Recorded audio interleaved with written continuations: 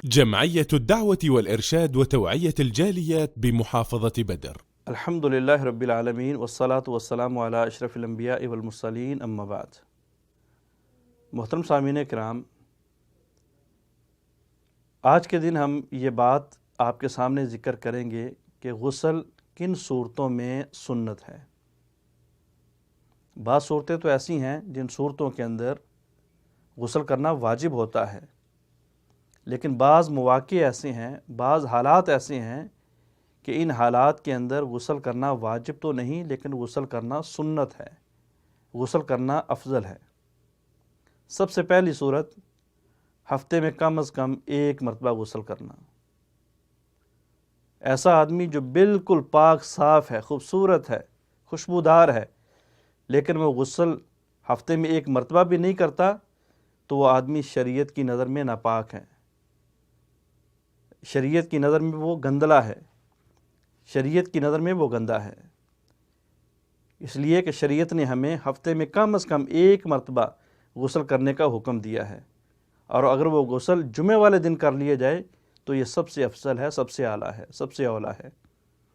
اگرچہ جمعے والے دن کا غسل کرنا جمہور اہل علم کے نزدیک سنت ہے، لیکن حنابلہ کے نزدیک واجب ہے. حنابلہ جمعے والے دن کے غسل کو واجب کہتے ہیں، فرض کہتے ہیں.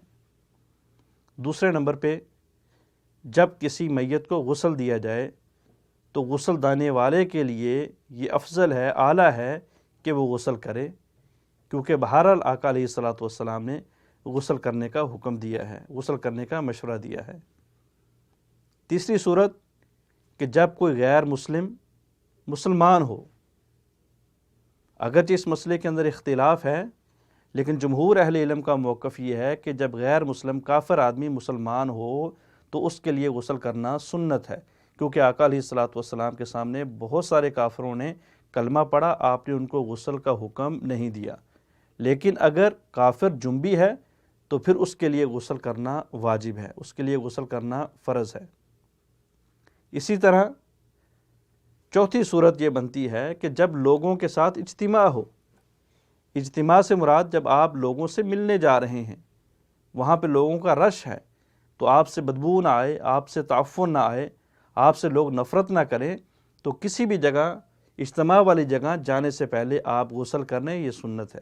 جیسے کہ عیدین کا غسل کرنا، نماز کسوف کے لیے جا رہے ہیں، نماز استسقاء کے لیے جا رہے ہیں، یا کسی آپ درس کے اندر تقریر کرنے یا تقریر سننے کے لیے جا رہے ہیں، تو افضل اور اولیٰ یہ ہے کہ وہاں پہ غسل کیا جائے. ایک صورت تغیر البدن. علماء کرام فرماتے ہیں، فقہائے اعظام فرماتے ہیں کہ جب آپ کی حالت ایک حالت سے دوسری حالت میں چینج ہوئی ہے.